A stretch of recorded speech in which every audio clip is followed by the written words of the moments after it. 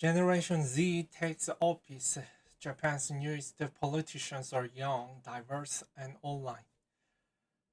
Ryosuke Takashima, newly elected mayor of Ashiya City in Japan's Hyogo Prefecture. Tokyo, Japan CNN. Moreover, boomers and older millionaires, Japan's young people stepping into office. The country's by-elections this week have seen a number of diverse new faces thrust into the national spotlight, which supporters have celebrated as the welcome change to the country's government, mostly run by conservative older men. Most members of Japan's parliament are aged 50 to 70 and are 75% male, according to data from the Inter-Parliamentary Union. Making headlines is Ryosuke Takashima, who at 26 years old is Japan's youngest ever mayor, according to Japanese public broadcaster NHK. He graduated last year from Harvard University, where he earned his bachelor's degree in environmental engineering. Being young, I think there is a possibility that citizens will feel closer to me because I have no experience in politics. I can ask around what I don't understand, learn various things, and I want reflect them in my own vision. He told the reporters, according to NHK. The country's previous youngest mayor had been Kotaro Shishida, elected in 1994 at the age of 27, NHK reported. The Takashima had campaigned on green infrastructure planning, promising to create more public spaces and parks, as well as reforms in education, childcare, and youth healthcare. He will begin serving as mayor of Ashiya City in Hyogo Prefecture on May 1st. Then there's a 26-year-old YouTuber who ran his campaign for Hirachika City Council and won under the office name Shin and Hirachika YouTuber. Shin also runs a Pokemon card store, but is best known for his YouTube channel where he makes videos about the local shops and events in the city. His most popular video reviews the 10 recommended ramen shops in Hirachika. Shin, the Hirachika YouTuber who was elected to the Hirachika City Council. It was while making these videos and talking to local business owners that Shin learned about their complaint and the troubles, inspiring him to run for city council and freshen up the state political scene, according to his website. Japan's politicians are aging, his site raised. There are many high schools and universities in Hiratsuka, so there is no doubt that young people live here.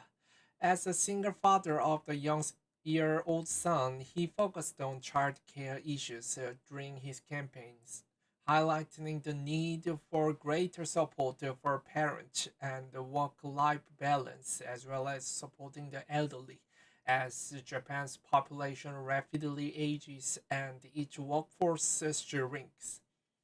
Ayaka Nasuno, 25, is another Generation Z politician making her debut after winning the highest share of votes for the Kawasaki City Council earlier this month.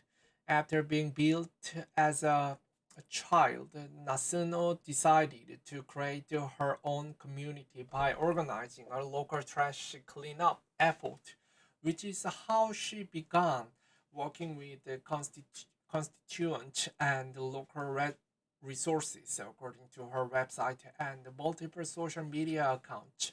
This is the start of my career as a counselor, so I will work hard for the benefit of my hometown. She wrote on Twitter after the election, thanking supporters for their vote. Young, female, and Uyghur. Another high-profile name this election season is 34-year-old Yarevia Eri, whose parents are Uyghur and Uzbek, and who has advocated for greater women's rights and gender equality.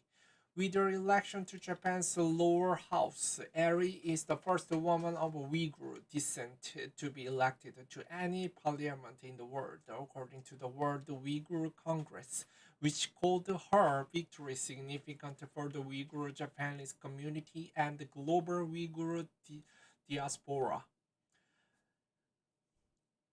Arfia Eri, who was elected to Japan's upper house, pictured on July 5th, 2022. The Uyghur ethnic group largely lives in China's western Xinjiang region, where Beijing is accused of committing human rights abuses against Uyghur. The United Nations has called these actions crimes against humanity in the report last September, while the United States has previously accused China of holding up to 2 million Uyghurs and other Muslim minorities in detention camps, accusations Beijing has repeatedly denied it. She is also one of the few parliament members with non-Japanese ancestry in what remains a highly homogeneous country with comparatively low levels of immigration. Ari was born in Japan but moved to China as a child before studying at Georgetown University in the US and working for the United Nations.